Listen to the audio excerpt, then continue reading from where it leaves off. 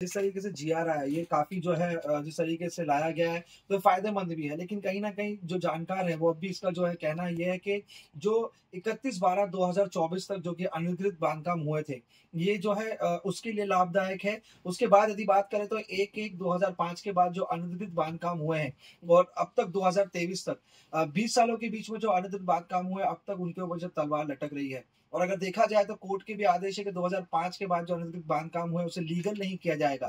तो 20 सालों के बीच में जो इलीगल काम हुआ है, उनके लिए किस तरीके का पराया रहेगा, क्योंकि कहीं न कहीं हम ये नहीं कह सकते कि 2000 के पहले जो 2004 के पहले जो अधिकृत थे उसके लिए ही नियम लाया जाए। आगे भी भविष्य के लिए किस तरीके की इसकी तैयारी रहेगी? क्या ये चुनाव के बाद अब आचार संहिता लग जाएगी, चुनाव के बाद क्या इन चीज़ों को लेकर फिर से कैबिनेट में विषय लिया जाएगा? उन लोगों को भी राहत दी जाएगी जो कि 20 सालों में अवैध स्ट्रक्चर्स बने हैं।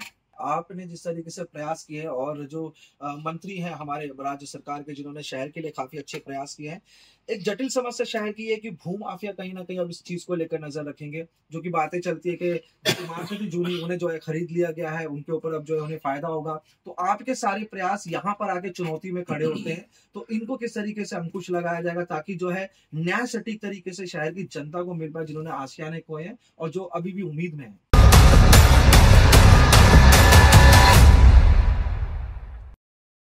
जिस प्रकार से लंबे समय से जीआर को लेकर बातें चल रही थी और एक उम्मीद थी शहर वासियों को कि जीआर आएगा तो शहर में जो धोखादायक इमारतें हैं और जो अनधिकृत बांधकाम है उससे राहत लोगों को मिल पाएगी। आखिरकार ये जो है वादा पूरा होता हुआ नजर आया और जो जीआर है नया वो सामने आया है। इसको लेकर काफी चर्चा भी है, इसको लेकर काफी जो है बातें भी चल रही है। तो इसको लेकर एक बैठक भी जो है रखी गई थी। इसके बारे में अधिक जानकारी के लिए हमारे साथ आमदार कुमार एलानी मौजूद है। इनसे जानने की कोशिश करते जो नया जीआर आया है लोगों के लिए कितना फायदेमंद है और किस प्रकार से शहर के जो ज्वलंत मुद्दा था उसको राहत मिल पाएगी। कुमार सर, सबसे पहले तो जीआर को लेकर जो है लगातार बातचीत चलती रही है, लंबे समय से कई जीआर भी आए हैं, लेकिन वो जो कहीं ना कहीं शहर में सक्षम नजर नहीं आए। लेकिन इस जीआर को लेकर कहा जा रहा है कि यहाँ से जो है अब लोगों की जो समस्याएं थी वो हल होगी। तो जानना चाहेंगे जो 2 पेजों का जीआर आया है उससे किस तरीके की राहत लोगों को मिल पाएगी, और जो प्रश्न है वो भी हम आपसे करेंगे। देखिए, काफी समय से उल्लासनगर के जीआर के लिए चर्चा चालू थी कि उल्लासनगर में धोखादायक बिल्डिंग का जीआर आना चाहिए, उल्लासनगर के धोखादायक बिल्डिंग रेगुलाइज होना चाहिए। मैं 2009 से जब से आमदार बना था, मैं कोशिश कर रहा था कि उल्लासनगर में जो धोखादायक बिल्डिंग है उनको रीडेवलपमेंट की परमिशन मिलनी चाहिए। काफी सालों के बाद काफी मेहनत की मैंने भी, पहले भी टर्म में और अभी भी। आज ही भगवान की दया से, कृपा से हमारे आदरणीय चीफ मिनिस्टर साहब, आदरणीय डिप्टी चीफ मिनिस्टर साहब और हमारे आदरणीय खासदार, हमारे मंत्री साहब रविंद्र चौहान जी, सबकी मेहनत से, सबके आशीर्वाद से इस उल्लासनगर में ये जीआर आया है। इसमें जो उल्लासनगर वासियों को चाहिए था कि रेट्स जमीन के रीजनेबल हो। 2-4 बार पहले भी हमने काम करके जीआर कैबिनेट से मंजूरी करवाई थी, लेकिन कहाँ ना कहाँ उसमें खामियां आती थी। फिर हमने आर्किटेक्ट लोग को और प्लस हमारे जो जानकार, हमारे पार्टी की, भारतीय जनता पार्टी के लाल पंजाबी जी, जमनू पुरस्वानी जी, चाहे राजेश वद्रिया जी, हमने 5-6 बार हमारे प्रिंसिपल सेक्रेटरी के पास गए, गगरानी साहब के पास। हम रेगुलर सीएम साहब के साथ में टच में रहते थे। हम हमारे आदरणीय देवेंद्र फडणवीस साहब, डिप्टी सीएम साहब के टच में, अजीत दादा के टच में, कि उल्लासनगर के लिए हमें धोखादायक बिल्डिंग के लिए कैसे भी करके जीआर चाहिए और परफेक्ट चाहिए, जो कि कल मंजूर हुआ है, जिसमें अभी शहरवासियों को जितनी भी धोखादायक बिल्डिंग्स है उसका जो जमीन का रेट है वो फिक्स हो गया और एकदम रीजनेबल है जमीन का रेट।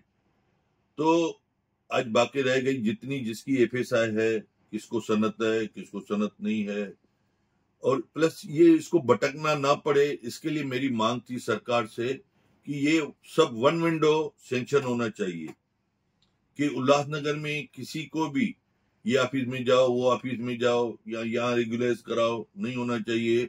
तो उसके पावर सरकार ने पहले कलेक्टर को दिए थे कि ये कलेक्टर जो भी उल्लासनगर की धोखादायक बिल्डिंगों का है डिसीजन लेंगे और रेट वगैरह करेंगे। वो डिसीजन हमने कारपोरेशन के कमिश्नर को दिलवाया कि वन विंडो के अंदर चाहे जमीन का रेट है या एफएसआई है या जो धोखाधड़ी बिल्डिंगों को किस तरीके से डेवलप किया जाए वो उनको पावर दिलाए हैं। मुझे पूरा विश्वास है हमारे आदरणीय चीफ मिनिस्टर एकनाथ शिंदे साहब, deputy chief minister Devendra Fadnavis साहब, हमारे आदरणीय अजीत दादा पवार साहब और हमारे खासदार श्रीकांत शिंदे साहब या हमारे मंत्री रविंद्र चौहान साहब, पांचों ने मिलके हमारे शहर को जो आज हमें सौगात दी है, मैं उनका तहे दिल से शुक्रिया अदा करता हूं, कोटि कोटि प्रणाम करता हूं कि जो हमारे उल्लासनगर के गरीब लोग बेचारे जिनकी बिल्डिंगें टूट चुकी है या जिनकी धोखादायक बिल्डिंगे में रहते हैं, आज उनको सांस लेने के लिए 10 बार उनको लगेगा कि नहीं किसी ने किसी तो आखिर हेल्प किया, क्योंकि सभी लोग आसरा खोक बैठे थे कि उल्लासनगर में ये जीआर आएगा ही नहीं और ये धोखादायक बिल्डिंगें बनी नहीं। जो भी आदमी सिर्फ भाषण करता है या जो भी आदमी कहता है कि नहीं ये आएगा नहीं, सिर्फ बेवकूफ बनाते हैं। लेकिन आज सचमुच में जितने भी शहर के आर्किटेक्ट लोग हैं, एडवोकेट लोग हैं, जो पढ़े लिखे लोग हैं या नगर सेवक है या शहर की आम जनता है जो न्यूज देखती है या जिनको मालूम पड़ता है, वो बेहद खुश होते हैं। मैं उन सबका शहरवासियों के आशीर्वाद की वजह से जो काम किया, मैं उनको भी कोटि कोटि प्रणाम करता हूं और सरकार को भी कोटि कोटि प्रणाम करता हूं जिनकी वजह से ये जीआर आया।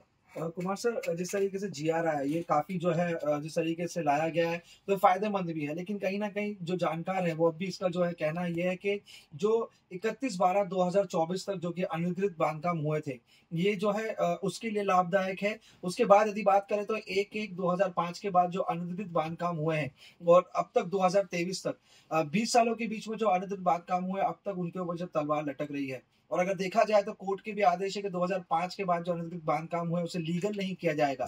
तो 20 सालों के बीच में जो इलीगल काम हुआ है उनके लिए किस तरीके का पराया रहेगा, क्योंकि कहीं ना कहीं हम ये नहीं कह सकते कि 2000 के पहले जो 2004 के पहले जो अनधिकृत थे उसके लिए ही नियम लाया जाए। आगे भी भविष्य के लिए किस तरीके की इसकी तैयारी रहेगी? क्या ये चुनाव के बाद अब आचार संहिता लग जाएगी, चुनाव के बाद क्या इन चीजों को लेकर फिर से कैबिनेट में विषय लिया जाएगा, उन लोगों को भी राहत दी जाएगी जो कि 20 सालों में अवैध स्ट्रक्चर्स बने हैं?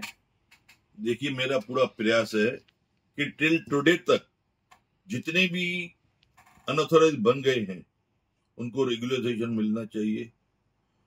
अभी जो बन रही है, क्या सरकार को मालूम नहीं ये काम चल रहा है? ऑफिसर को मालूम नहीं है कि अनऑथोराइज बन रहा है? आदमी मुसीबत में है। आज मेरा दुकान है, उसमें सामान रखने के लिए जगह पूरा नहीं पड़ती है। घर में रह रहा हूं, मेरे 4 मेंबर है, आज 8 मेंबर हो गए, कहाँ जाए? आज हमारा उल्लासनगर एक 13 स्क्वायर किलोमीटर छोटा सा एरिया है, न में सरकार एरिया दे रही है, तो हम लोग को फैलने की जगह पे हमें ऊपर जाना पड़ रहा है। उसके लिए मजबूर है। हम लोग कोई खुशी से नहीं कि यहाँ पे जंगल राज करना चाहते हैं या हमारे शहरवासी मजबूर हो के 4 मंजिला बनावे, गिर जावे या सीढ़ी बाहर हो। ये शहर एक मजबूर शहर है।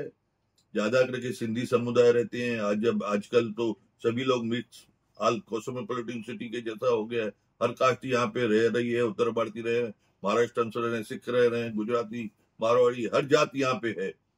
लेकिन जगह जो 13 स्क्वायर किलोमीटर है और उसमें 10-12 लाख पॉपुलेशन, तो रहना बहुत कठिन है। फिर भी मैं शहरवासियों का तहे दिल से शुक्रिया अदा करता हूँ। इस शहर से प्यार है जिसकी वजह से रह रहे हैं, धंधा कर रहे हैं, व्यापार कर रहे हैं, जॉब कर रहे हैं, कुछ भी कर रहे हैं। खुश रहे, खुशहाल है, मेरी ऐसी भगवान के दर प्रार्थना है। आखिरी एक महत्वपूर्ण सवाल है, आपने जिस तरीके से प्रयास किए हैं और जो मंत्री हैं हमारे राज्य सरकार के जिन्होंने शहर के लिए काफी अच्छे प्रयास किए हैं, एक जटिल समस्या शहर की है कि भू माफिया कहीं ना कहीं अब इस चीज को लेकर नजर रखेंगे। जो कि बातें चलती है कि इमारतें भी जूनी उन्हें जो है खरीद लिया गया है, उनके ऊपर अब जो है उन्हें फायदा होगा। तो आपके सारे प्रयास यहाँ पर आके चुनौती में खड़े होते हैं, तो इनको किस तरीके से अंकुश लगाया जाएगा ताकि जो है न्याय सटीक तरीके से शहर की जनता को मिल पाए, जिन्होंने आशियाने खोए हैं और जो अभी भी उम्मीद में है? देखिए, मैं शहरवासियों को आह्वान करूंगा कि किसी के साथ में भी अगर कोई ठगता है या चीट करता है या जमीन के लिए या किसी और चीज के लिए भी, तो हमारे पास कंप्लेंट दर्ज करे।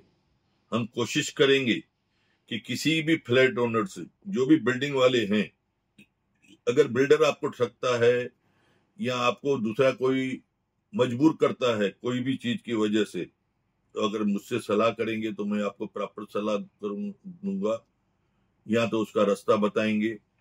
आज शहर में देखिए रीडेवलप होगा तो जरूर 19-20 बातें तो होती रहेगी, लेकिन 99% मैं आपको प्रॉमिस करता हूं, हम कोशिश करके हमारी Bharatiya Janata party, Shiv Sena, RPI, NCP, सभी लोग हम मिलके किसी को धोखा करने नहीं देंगे।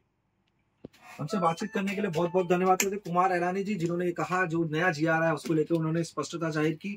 अब देखना ये है कि जो कि आचार संहिता लगेगी उसके बाद जो प्रक्रिया शुरू होगी, तो प्रक्रिया किस प्रकार से लाभदायक होगी देखना दिलचस्प होगा। कुणाल कपूर, बोल इंडिया।